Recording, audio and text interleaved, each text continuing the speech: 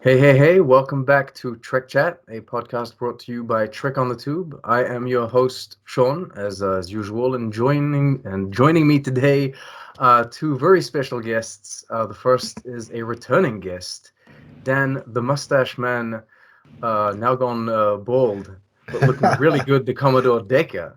Hey, Sean, how are you doing? How are you? I'm doing Hotty good. my hottie.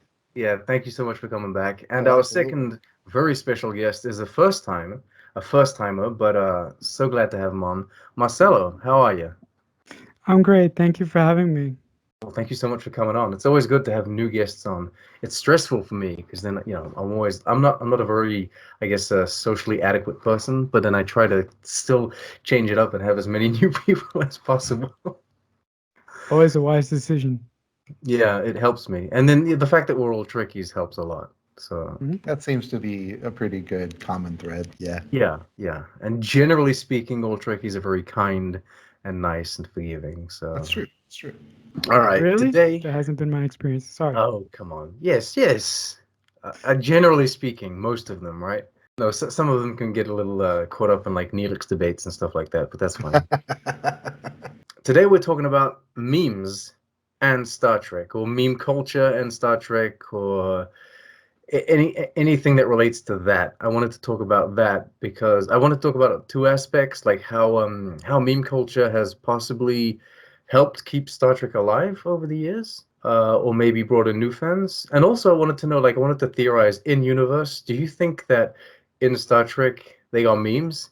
Because I feel like Lower Decks is the closest to having them, and I'm wondering if maybe like instead of replying like to like a Klingon ship that's hailing you, just throw up a meme on screen or something and tell them that you don't want to reply. So I want to talk about that. Then you got thoughts? Yeah, I think that's hilarious because the idea of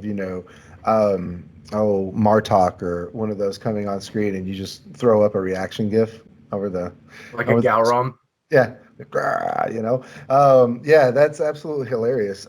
And meme culture is interesting because you know ostensibly it's popular because of the internet, but we've been memeing as a culture far longer than that. With jokes and things like that that made their way around the schoolyard. For me, modern meme culture started with like in 1996 with the original shorts that the South Park artist did as a one-off greeting card that circulated among those in Hollywood and ended up on the internet. So proto South Park, and right after that was the short video, the short fan video called Troops, which is a parody of Cops, and it's stormtroopers, and it's about what happened at the Owen farm before Luke gets back with Ben.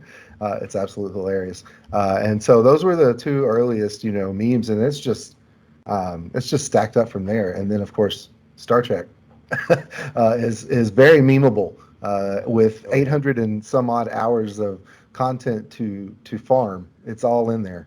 I don't tend to use memes a lot because I'm a writer, and one of our defects as writers, we tend to like to type out or spell out exactly what we mean. Even when we do that, there's room for misinterpretation.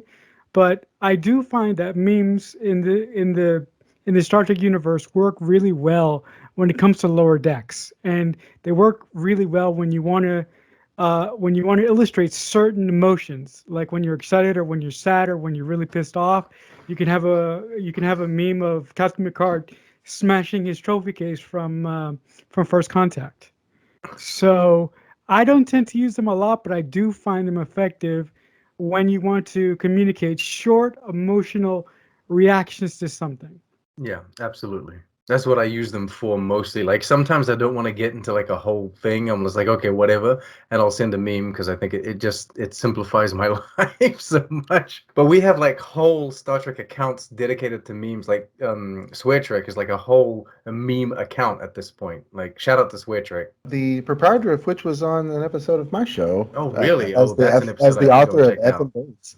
Aaron Reynolds is the author of Effin' Birds as well as Swear Trek, which was a nice learn for me on the show. It was a surprise. So yeah, that's full on memology right there. Oh yeah, absolutely. I just noticed. I mean, listeners, you can't see this, but Dan is wearing a particular shirt that is, makes my heart happy. He's wearing a Mac Oh circa yeah, 1980s T-shirt. I'm a Mac guy, so Dan, I love you even more for wearing that T-shirt today. right on. That's awesome.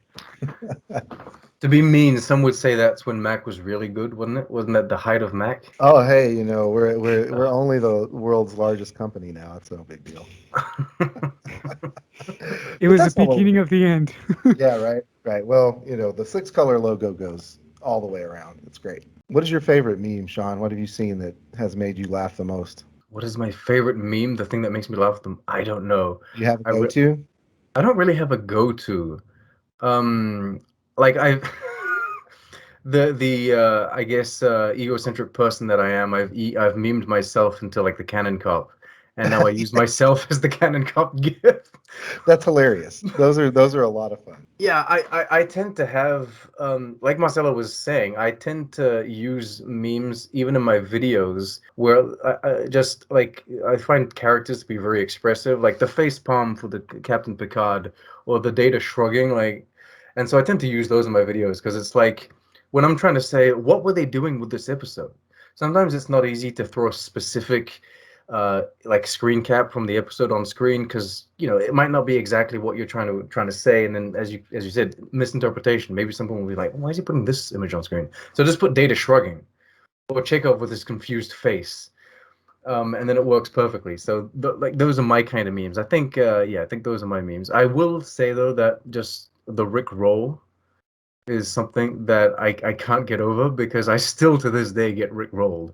Oh yeah, yeah. No, there's a Rick roll waiting Never forever. via email. That doesn't happen. No, it's usually a text message or it's I think the most I've been Rick rolled lately was on TikTok of all places.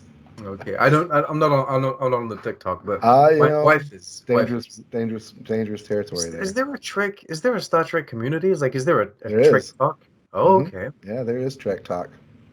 Is it the same Indeed. as Trek Twitter? There are a lot of crossover people on Trek Okay, Talk that's that are on interesting. Trek Twitter. Yeah, it's pretty cool. But I mean that Twitter or not Twitter, well Twitter, but yeah, also TikTok falls right into meme culture because of what we have learned are TikTok trends are nothing but even an extension of or any kind of social media trend being an extension of the meme itself. Pretty much, yeah. Yeah, my favorite meme from Star Trek is the Mariner, the Vulcan sarcastic salute. When Mariner just wants to piss off Ramona, she walks backwards out of the ready room. Yeah, I love that one. And when she screams, I don't want to shout, but when she screams, Beckett, I just lose my mind every time. It's like, that's a good one, and that's an early takeaway from Lower Decks to the sarcastic Vulcan salute used to be my sign off. It's so in sync with like the fandom though, isn't it? Because like Hmm. the fandom has been doing like Vulcan salutes in like any direction, any way, anyhow for years and years and years. And we love doing it just anyhow. And so like having the show basically I suppose affirm that in Yeah. canon is Oh so yeah. great. Unless you're doing a nanu nanu, then that's very specific alignment for a nanu nanu, like yeah. Mork and Mindy. Yeah, But I guess you could pervert the Vulcan salute into something really inappropriate if you really tried. you But could. you could, but that's not. If in anything, what other? There are no. I'm just saying there are no Star Wars influenced emojis that are internationally accepted in the emoji canon, but the Vulcan salute is. I'm just saying. Talk The about Vulcan your. salute transcends Star Trek at this point, I It think. does. Yeah, I think it Um does. It's which universally recognizable, which is cool. which can be said for like a lot of Star Trek memes actually. Hmm. Um like maybe they're just not coming to me at the top of my head, but like Star Wars. Resistance is futile. Everyone knows resistance is futile, whether or Yeah, but not you're a Star even Trek fan. like, there's a lot of Picard memes that are just everyone uses them they're universally known. Like we go into really specific. We got like animated series Spock saying, "I do not have her money," you know. but but but that's us. We're too specific. Yeah, we've lost Dan now. We've lost them both. It's a great gift. It's true though. It's true. I have what I lovingly refer to as a meme dealer. They have to do that in Strange New Worlds, by the way. They What's have to that? have him say, "I do not have the money" at some point. Like, I do not have the money. Um, but my guy Rob, he feeds me memes, and so a lot of the stuff you see Trek related that I post on Twitter, he's funneled to me through text message, and some of them are in rough shape. So admittedly, I go through and find source new images and put them together in a way that will present better on Twitter, but by no means are the vast majority are not my original work. But hey, I take care for my audience. I want the meme to be clear and communicable very easily. So you got to dress it up. Yeah, I'm not technologically savvy when it comes to creating memes. So if I could find a guy to make me a meme, I would make a meme of Alice Kurtzman shouting, and anytime that somebody would scream from the ether saying Alice Kurtzman got fired for this, and this, I would just shoot the meme at them and go away about my day. Like that's really something that is kind of poking the bear. But for me personally, I mean, Dan, you know this, but Sean, I don't think you do know this. Alice Kurtzman is one of my favorite writers of all time. So when somebody is very critical of Alice Kurtzman, I'm very, very, let's say, slightly perturbed or disturbed until I actually hear their argument. I mean, that makes sense. I get very defensive when it comes to Voyager. People shit on Voyager. I'm like, Excuse me, You're like, hold on a minute. hold on, right Voyager now." though, But it's my Voyager. favorite show, so The I'm gonna lizard defend it babies are somehow. total meme. Yeah, the lizard babies. Not only Precious is it lizard like an Emmy triplets. Award winning episode, but it's It also the is. Oh most my god. memeable episode of all Yeah. of Star Trek. So come on, And people. I have to. That is the only way to address it. Dear listeners, when you reference that on Twitter, you must name it the Emmy award-winning episode of Star Trek Voyager, Threshold. Yeah, That's the the full only way title. to, the whole title. That's the whole title. Which is very different for most Voyager episodes to have an incredibly distinct title like that. Most of them are just one word, and it's hard to really, distinguish between, projections and revelations. You're not sure which one is which, but man, with Threshold, you know what we're talking about. To get into what Marcelo was saying about Alex Kurtzman, I find it very interesting because it's become almost a meme in itself to hate the guy for a lot of the community, and so it's become like a meme for us to make fun of that and say he's fired, what have you. The meme you're looking for, by the way, is just like we need to screen cap his appearance in Lower Decks, and then just have like beep beep written on, and then so every time someone tells you he's fired, you just send that beep beep, toot toot or whatever it is, the sound that he makes on the chair. Anyway, honestly, Alex Kurtzman, for all the shit that he gets, like people are, I completely screwed over Transformers. I'm like, yeah, but like he did one and then two and then left because he was like, no, this is bullshit. So it's like he kind of knew where we was going. And then he made an animated series for Transformers that was widely appreciated by Transformers fans. So he kind of knew what he was writing there. And then people give him shit for like The Mummy 2017. I'm like, yeah, but the studio asked him to not make a Mummy movie. They asked him to set up an entire shared universe in one movie, like with a whole bunch of new actors. They cast everyone like alive to be in Right. this thing, and they would like do it, yo, make it, yo. And it's like, how is he supposed to write something good? Like set up one character. Dude's got to do like five backstories in the same movie. No one like Batman v No, Superman, Dawn of Batman v Justice. Superman. Yeah. No Yeah. one liked that, but then no one blamed the writing crew. Yeah. You know what I mean? They blamed the studio's kind of like direction of the studio's want and needs. Well, So and yeah, I like to defend Alex Kurtzman a little more than I think the average Joe out there does. I got, Yeah, but for me, I come at Star Trek from a very, very different angle than most of us. I tend to care more about the writing aspect of Star Trek. Like I love the actors. Like my favorite Star Trek actor of all time got killed by someone who, by a particular producer, because she didn't let him, strong arm her into basically convincing her that her career would go to shit if she didn't stay on the show. So I feel that I come from a very unique area of the Star Trek universe in that I've been with Alex for a long time. I was with him when he was on Alias, right? Nobody from the Star Trek universe was with Alex when he was on Alias. I fell in love with him as a writer on Transformers. Like, yeah, and like his writing partner, Roberto Orsi, the two of those two writers are in my top 5 favorite writers of all time.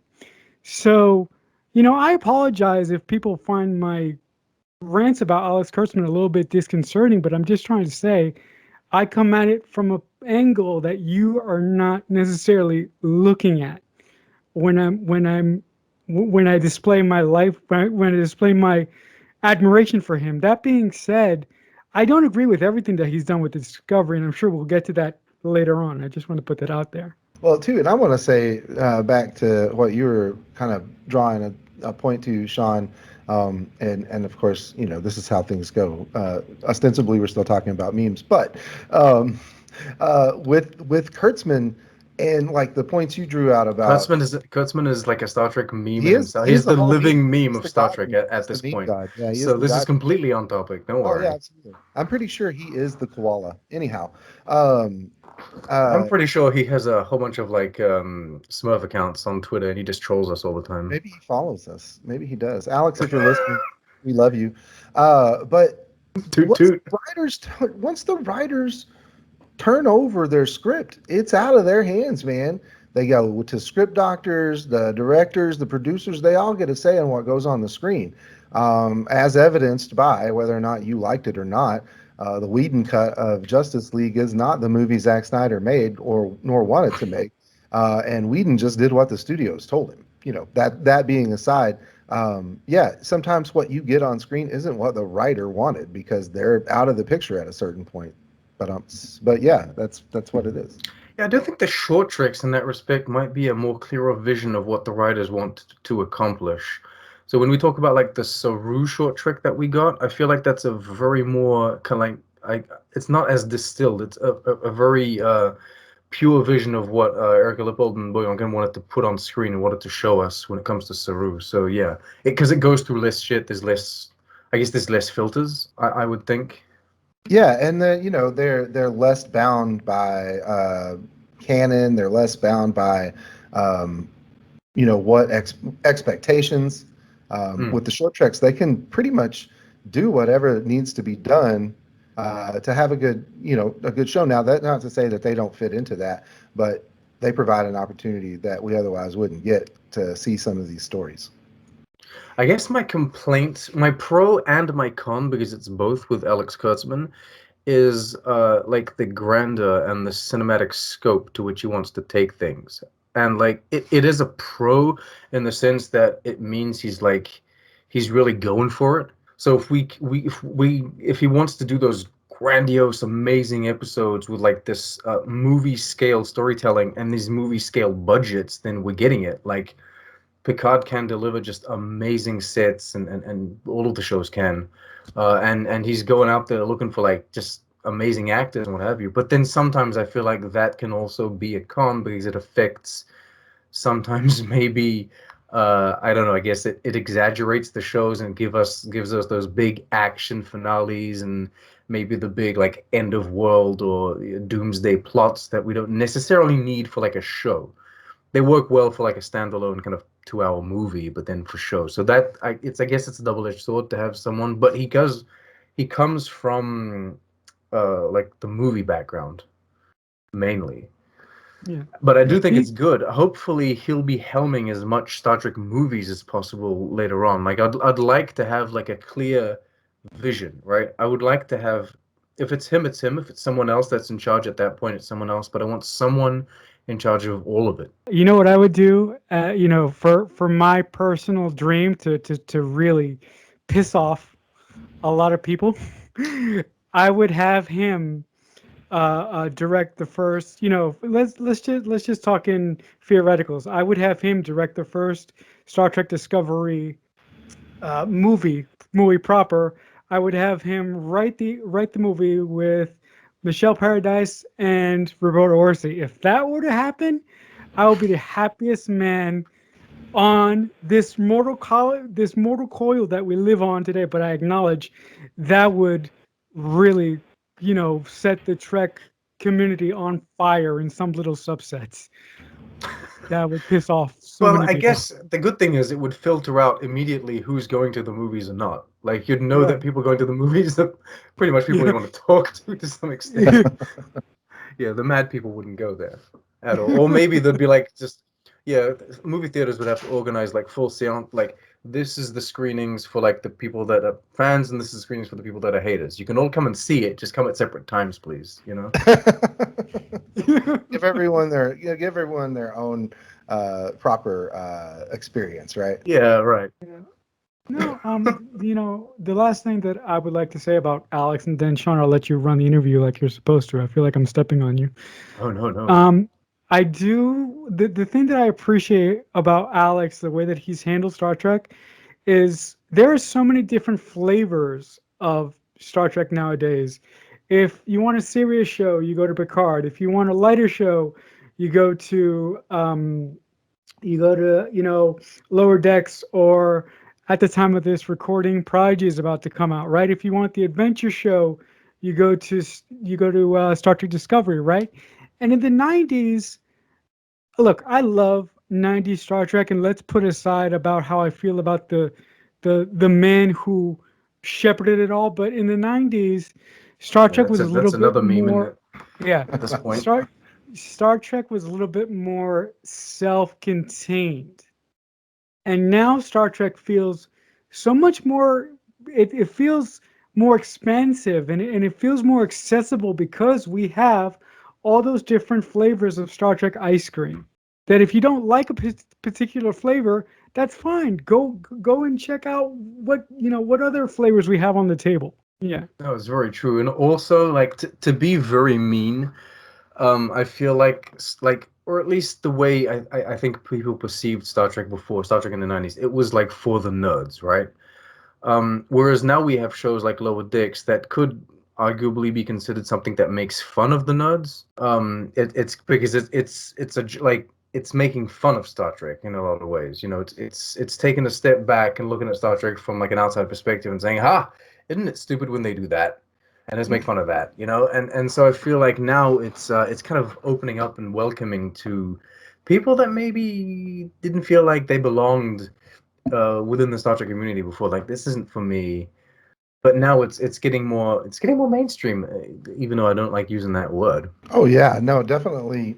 From like the time when, I was a teenager, when like the Next Generation debuted, I was 12 years old, and being a fan, in the late 80s, early 90s, isn't the way it was now. I was much more guarded about being, a science fiction fan in general, but definitely a Star Trek fan because it came with quote unquote, baggage. Like there was a stigma attached to it. People already had their, their expectation of who you were going to be, what kind of person you were going to be, and generally intended to make fun of you for it.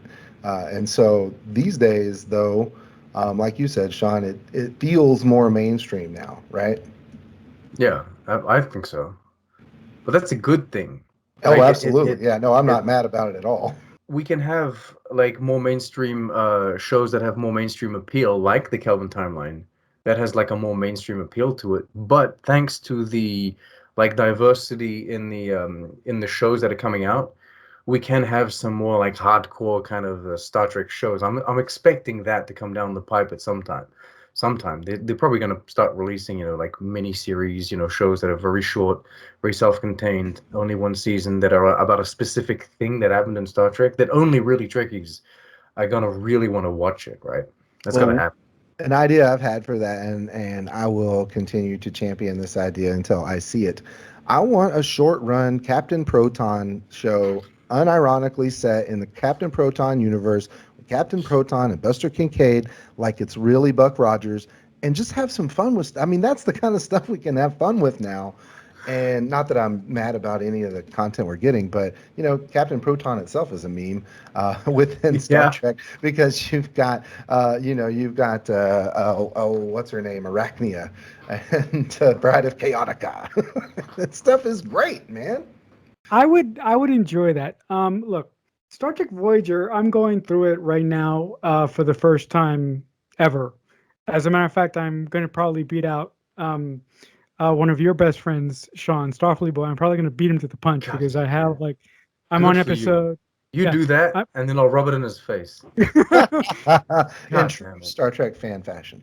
Exactly. yeah, but I look. I'm not the biggest fan of Voyager, but the cool thing that I really enjoy about Voyager is that there's something about it where I can just watch it, and as a writer, I have things about it that bug me and that irritate me, but at the end of the day, it's just a fun little journey through the Delta Quadrant, and I don't feel like picking it apart at a certain point. I just like the show. It has this nice feel to it It's a for very some reason. endearing show, Yeah. in my opinion.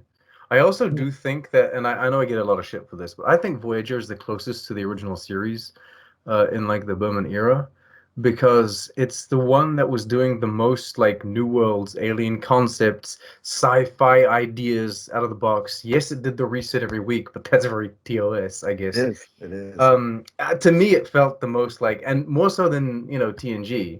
And well, I mean, Certainly Deep had Space the Nine is a more whole other thing, of outlandish, course.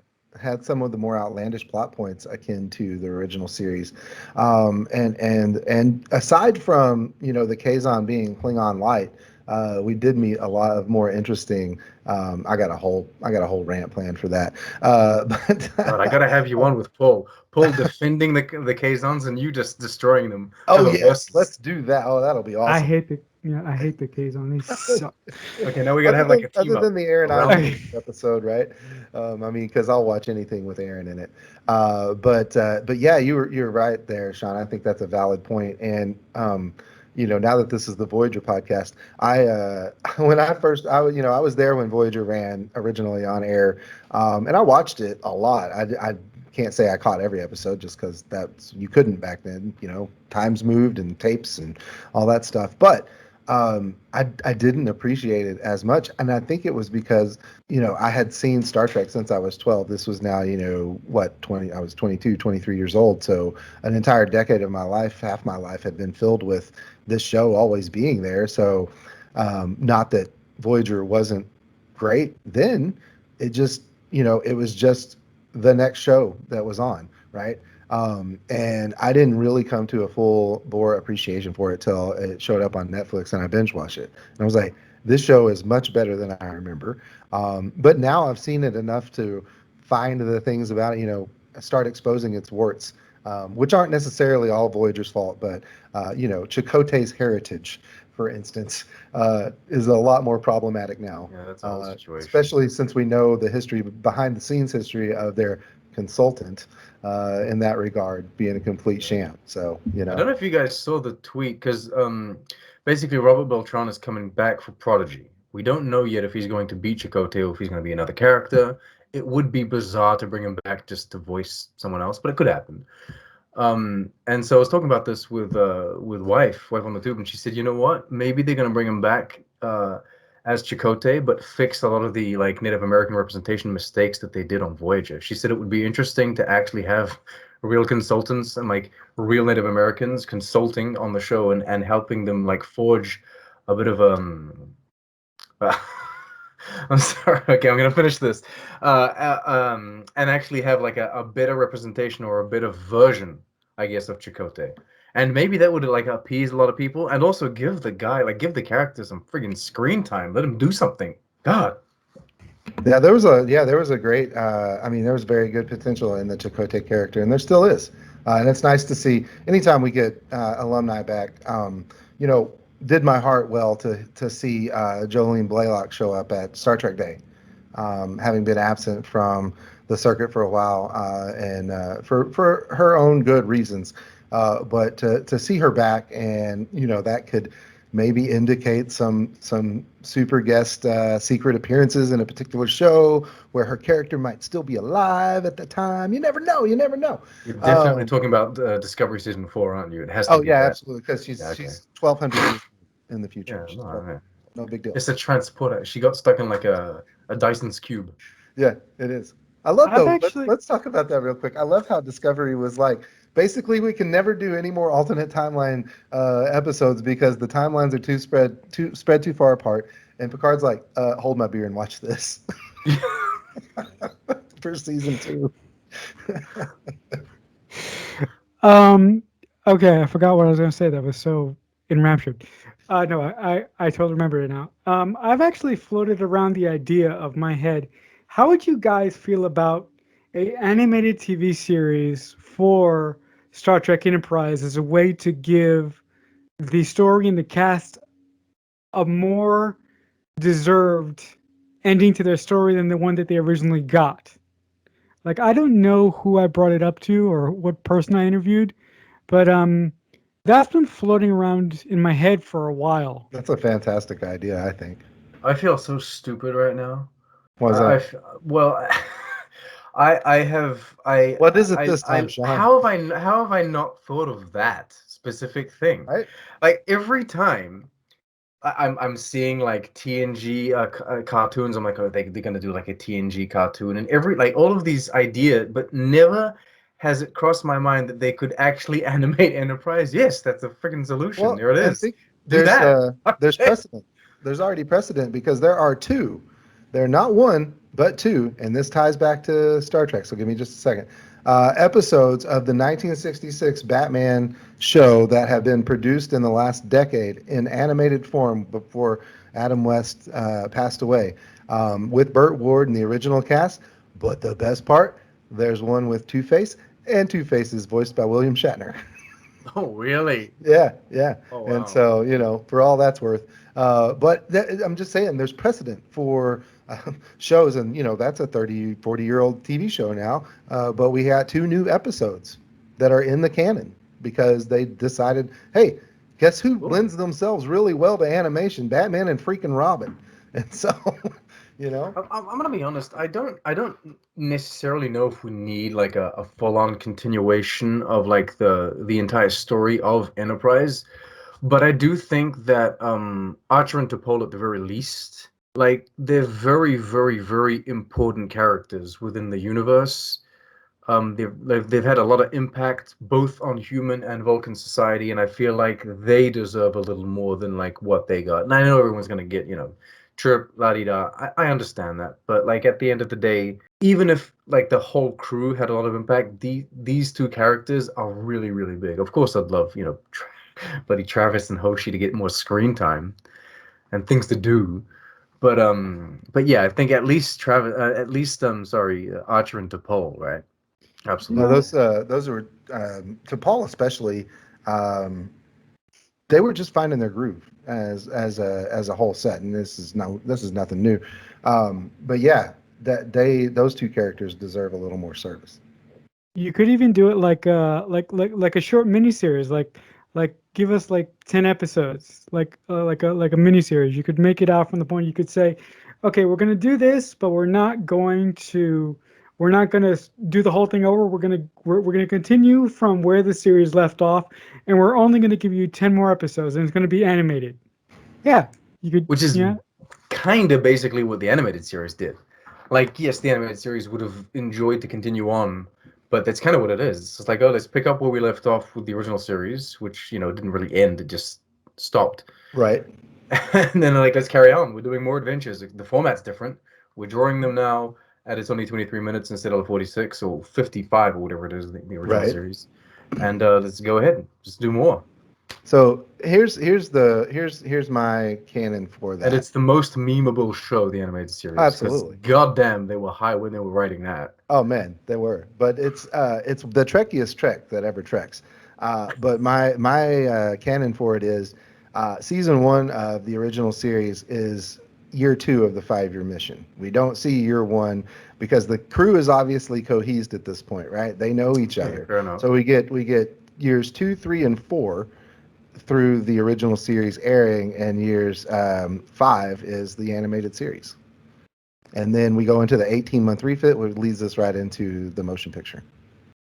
Fair enough. That works. Yeah. So what are you saying? You're saying Strange New Worlds like final season needs to be season 1 of TOS? Is that what you're saying? It could be season 0.5, yeah. Kind of like how Rogue One leads right into A New Hope. I see. Yeah, just butt right up against each other. And hey, listen, a yeoman or Ensign Kirk aboard a late episode of Strange New Worlds would be cherry, man. What about this? What about have him show up during the very, very last episode? Right. Don't even tease it. Well, you could tease him a bit towards the lead up to the final episodes, but I don't want like a full final series where Captain Kirk is brought onto the Enterprise as an ensign. Right. So here's the way to do it. I don't want that. It's from behind the head.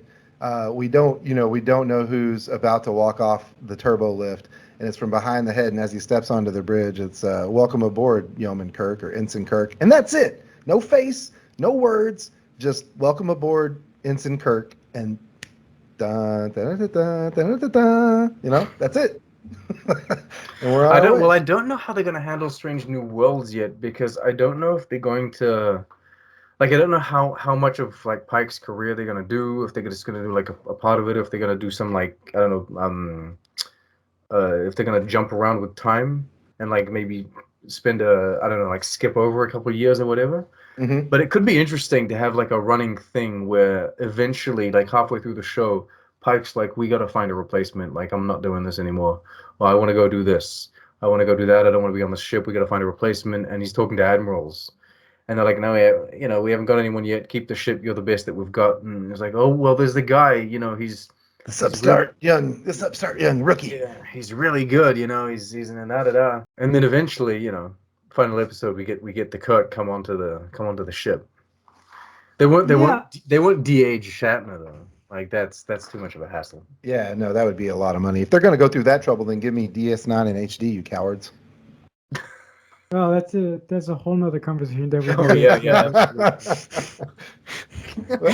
we could do an entire podcast leading up to when the release of DS9 and HD was going to happen, and we would just do an infinite number of podcasts. That's just Star Trek, isn't it? Every point that anyone makes about Star Trek in a conversation can become like a full conversation. Oh yeah, absolutely. There could be a full probably 20 episode short run on just Tuvix. Really, Dan? Come on, you had to do that. Somebody just it's Tuvix and Threshold. Those are the memes of Voyager, right? Come on, no Threshold. I was going to accept, but I will not give you Tuvix. You will not bring up that name again with me on a podcast. You will not. Unclean. Oh, thank you. Hot damn. That's hilarious. Do you think that we're going to get actual Star Trek memes at some point in and I say in Lower Decks because I feel like that's the show that would do it the most. Yeah. But do you guys feel like Mariner would just throw up like a face palming Picard on her pad or something?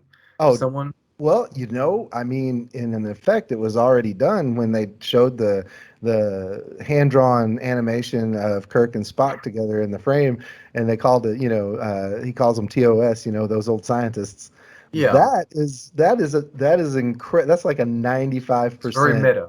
Yeah, incredible. Yeah, meta memes, right? I think there's a word in there, memetas or something like that. So yeah, I don't know if like Star Trek's gonna do that eventually. I guess we kind of almost maybe the Picard thing, like when Picard's got the Borg thing on his eye when he's looking at that's clever use maybe of archive footage, I guess. Yeah. We'll just call it that. It's not a meme. Well, but that was a very effective shot. Yeah. And then Prodigy. I feel like Prodigy is probably the show because I'm gonna say that generally speaking, like memes are not used by the older people in the Nope. community. Memes are Nope. used by the younger folk. And considering Prodigy is going to be aimed at like a younger folk, and a lot of them are growing up with the internet, I feel like Prodigy is going to be really a way in for them, and hopefully it'll also help Star Trek spread across the internet. Well, and I think animation makes for better clarity in the picture. You can get a much crisper picture for your source, and the jokes sometimes are already built in, right? We don't know yet what kind of writing we're going to get from Prodigy. I don't think. Of course, we'll just have to see how the episodes turn out. But yeah, the group of people, the youngsters, the demographic who's going to be watching Prodigy, are 100. Their entire life has been meme culture, right? They don't know a world without reaction gifs and meme How swaps. crazy is that? Yeah, think about that. Or emojis. My children have never lived in a world without any of those things. You mean they don't know what VHS tapes are? We did Or a have world VHS. without Netflix? We did have that. It's funny you say that, Marcelo, because when we had Netflix very first time in 2009, we binge watched Avatar: The Last Airbender, and somewhere around in the middle, the It's got a oldest meme in asked, that show with the Cabbage Man, isn't it? "Oh yeah, my cabbages." But the oldest asked me, he said, "Dad, what'd you watch on Netflix when you were a kid?" Oh snap! I thought that was so I funny. wish I could answer that. Yeah, I wish I could answer Yeah. that. No, I had to get up at a very specific time to make my cereal and wait through commercials, and then there was only a limited number of cartoons on Yeah, Saturday. And for the goddamn ads. just, Oh, man. yeah, no, I mean it's the dark ages. What the hell? But they were damn good ads, for the kids in the mornings there. Oh yeah, no, those are great ads. The Like better, they best did toy really ads ever. right. I remember. Well, maybe I'm younger than you, A little bit. but I was bombarded with Bionicle, so I had to buy that shit. You don't know what that is? What is it? Bionicle? Yeah, Yeah, Bionicle. it was a pretty cool Lego Yeah, it's like a franchise. Lego enhanced, let's Yeah, say. yeah, yeah. It was good. That was Army Builders. It was that in Yu-Gi-Oh, I guess. Those are your things? Well, yeah. Well, I was a Beyblade. I was a Beyblade guy. Oh, Come we've on. But had some Beyblades in the apparently they're house. coming back. Yeah. Yeah, we've had some Beyblades in the house. I've stepped on a few. Oh, oh dear. Yeah. Your Prodigy will absolutely do that, and like it's so marketable, and like the merch that they're gonna be able to pump out with that. Like you can't like yeah, it's difficult to some certain extent to sell anything other than a ship when it comes to Discovery. Like not everyone is inclined to buy like a Saru, action figure or whatever. I know that there is a market out there Oh for it. yeah. It's very Oh yeah. specific. Whereas like plush toys for fucking Murph, are you kidding me? God damn. Everyone needs that. I'm excited for Star Trek Prodigy, but I'm only excited because I'm in this wonderful pocket of Star Trek fans where people ask me to come on their podcast, or some interesting, gentleman from Florida, 5 months ago said, "Hey, why don't you come and hang out with me and my friends every Friday night and talk shit until 4 o'clock in the morning?" So yeah, I'm very, very interested. But if I wasn't in this pocket of wonderful Star Trek fans, online, I don't know if I would automatically, you know, be drawn to it. I probably would because Alex is behind it, so I probably would, but I wouldn't be so excited about it. I mean, that makes sense. Yeah. That makes sense. And I've actually been trying to tell Starfleet Boy this, that like the vision that we have in our little pocket is very warped Mm-hmm. of what like the Yeah, it is. fandom is. Mm-hmm. And even on the hate side of the spectrum on the internet, even them, they're very like their vision is very warped about like what the fandom is, etc. But when you get people like wife goes to work, there's someone at work that loves Star Trek. She tried a couple episodes of Picard and she couldn't really put words to it, but she said it doesn't feel like Star Trek to me, and then stopped. She's not online. She's not watching our videos. She doesn't, interact with us on Twitter. She doesn't do any of this. She's not part of this like type of fandom. Sounds She's like a just normal fan. yeah, sounds like just a person that enjoys Star Trek and that had trouble with Picard in particular. And I don't even know if those people are very aware of Prodigy as of now. I'm thinking eventually they will be, because Lower Decks has managed to transcend the Star Trek audience quite well into like the domain of the Rick and Mortys and the Final Spaces, you know? Right. Your point there, it's easy for us to forget, Marcelo, like you were saying, we're in this pocket. It's easy for us to forget that in all of our excitement and love for this franchise, that there are people out there who just enjoy Star Trek like it's any other television show. They know enough, but they enjoy it for that and for what it is, and they don't live and breathe it every day like some of us do. And so it's hard to remember that not everyone is as impassioned about this either for good or ill as we are. And that's the real pulse of what Star Trek is doing. I mean, obviously, it's a cultural phenomena by this point, 55 years into its life. And so it's a public awareness, but not everybody's a Star Trek fan, right? And so, yeah, it's easy for us, I think, to forget that we're in these little pocket dimensions, these static warp bubbles, if you will, of fandom, where we all, backpack and lift up and, talk about our favorite parts of this and just assume that everybody loves it the way we do. And which I kind of do. And when I find out that people don't like Star Trek, I'm like, well, I don't know, man. I want to take, I want social distance a little more. Can I trust you?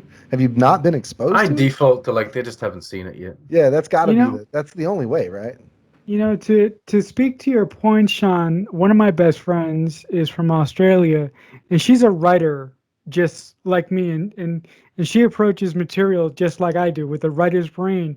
And the first time she saw Picard, Star Trek Picard season 1, she didn't like it. She didn't understand it because she wasn't in developed in the world enough. And I told her, listen, I mean, where she is right now, she's in a part of the world where it's basically like martial law, and it's kind of just locked down. She's in Australia, and they're having a problem with a certain thing that's going on right now. But after she watched um, uh, TNG, and then she started watching Picard, she was like, I get it now. I appreciate it more. And I'm so thankful to you for giving me exactly what I needed at the right time that I needed at the right time that I needed it, without even knowing that that's what I needed to watch. I needed to watch something light and something fun to get me out of the reality of the world that I'm living in right now.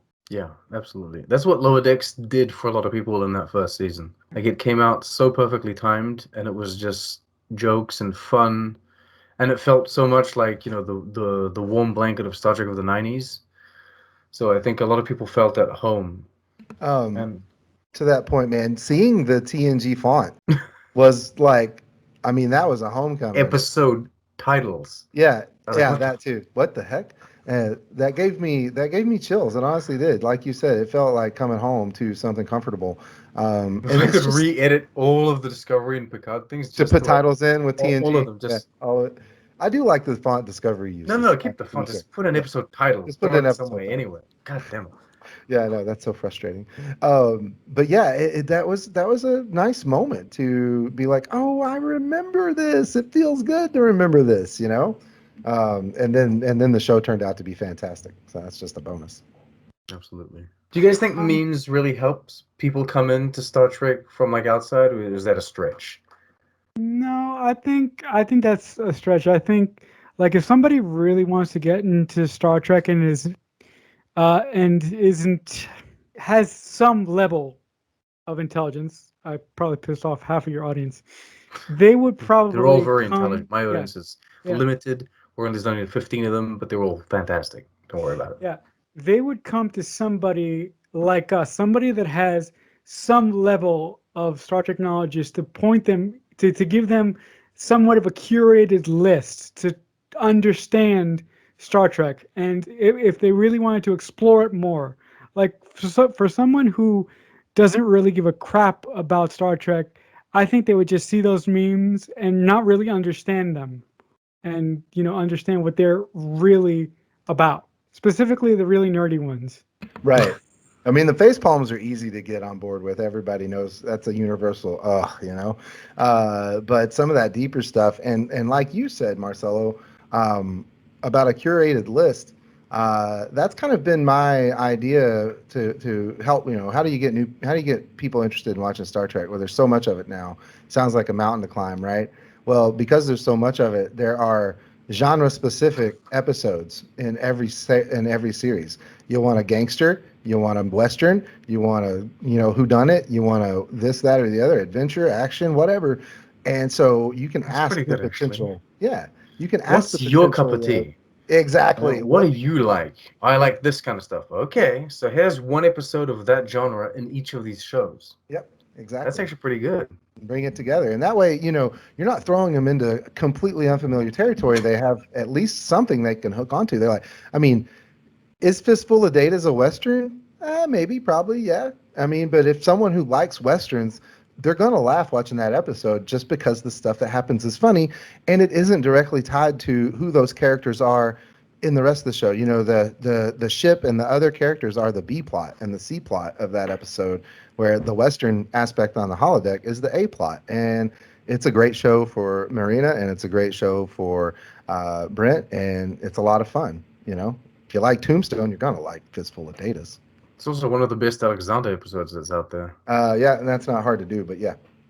Hey. And the one with the mud bath with Loxana is nice too. Mostly because I got I'll put this differently. It's one of the best parenting episodes for Worf. There you go. That's fair. That's a good one. The world's worst Star Trek dad. Poor guy. Talk about underserved characters who were thrown under the bus. Fridged Alexander, who only existed to give Worf a reason to Spock the K-Layer. They saved Burnham's dad actually with the short tricks where he was reading the bedtime story and really taking care of Burnham. Yeah. They saved him on that because before that he was like, what was he like? Who takes their kid to study a black hole? Black hole is working for Section 31. Betraying. I don't know. He was like, both parents were a little wonky, but then Mother was doing all of the Red Angel stuff, trying to fix everything. Right. Father didn't get that opportunity. Maybe I'm sure he would have, if he could. But all right, we're about an hour in, so that's it. That's the format. Thank you guys so much for coming on and talking Star Trek with me. It's always a pleasure. Absolutely. I love talking Star Trek. Memes on Twitter are our lives, and you guys are the best. So thank you so much, everyone. Thank you so much for listening. I don't say this often on here, but I kind of wonder if some people don't know about my YouTube channel. And if you don't care about that, that's fine. It's Trick on the Tube. But if you want to communicate with me, and I've never said this, you can send me an email at trickonthetube@gmail.com. Yeah. I just realized. So that's how I can get your real attention, because you've always been like this aloof person. Really? Right? I spent months trying to figure out how to get in touch with this guy, because I kept talking to our mutual acquaintance, and all that he kept saying is that Sean is this guy, he's got this family, he's got kids, he never really shows up for anything. He's here, but he's not really here. So who's this? Who's telling you this? Is this Starfleet Boy? Starfleet Boy, yeah. God damn it. Who else is it gonna be? Dear God. Throw hell throwing you under the bus. Yeah, because I'm always arriving late at our lower decks conversations. Like, oh damn, we used to do the Starfleet Boy podcast with the TNG discussions like weekly. Back in the days when it wasn't live, we would record them and then he'd release them whatever, like Saturday, whatever it was. So we could. It was easier for me to record them when they weren't live, and also we didn't have the baby back then. Like toddler on the tube now. But yeah, now it's more difficult, especially to adhere to like a schedule that's live. But yeah, I apologize to the people that are trying to communicate with me over on the Twitters or something like that. But anyway. Leave me comments on my YouTube videos, and if you don't want to go on YouTube because it's a terrible place, send me an email, trickonthetube@gmail.com. I don't mean to be aloof. I'm sorry. I'm sorry to you. Okay. I primarily did that for only one purpose, to really tick off Starfleet Boy. So if he hears this, whenever he hears this, he'll probably get a laugh out of it. So I'll tell him like, you were trying to keep Marcelo away from me. What is this? Keep Marcelo all to yourself? Yeah, I want to meet new people, have them on my show, and you're just trying to control me. That's what that. That's it. You're smothering me, so hell. Damn. Him and me, we have a relation. People think that like we're a couple, Yeah, I mean, and other people think that we hate each other. Yeah, well, that's what I thought when Fleets was still a thing on Twitter. I was like, what the hell are they doing? They're fighting all the time. I felt like Joss Whedon walking on all the adventures going, stop fighting. Fighting. Oh my goodness. No, it was fine. It was all joke fighting. Sometimes we fight for real, but it's like I suppose a brotherly fight. But I know he's listening to this, so hopefully he will. But sometimes your opinions are ridiculous, you know? But I still love you, Starfleet boy. We all Dan do. still loves you very much. Absolutely. All right, thank you guys so much for being here. Thank you all for listening. Drop me an email if you want to communicate. And That's as usual, trekonthetube@gmail.com. it is. Trekonthetube@gmail.com. Once again, trekonthetube@gmail.com. I don't think they got it. I'm not sure. Where's that? Trekonthetube@gmail.com. You go. Or you can always send an email to Alex Kurtzman. He's my attaché. Like if you send an email to him, he'll just get back to That's me. probably alexkurtzman@gmail.com too, you know. Yeah, absolutely, right? It's fired from Star Trek @gmail.com. That's funny. I'm dead now. All right. Live long and prosper, everyone. Yeah. Bye, guys.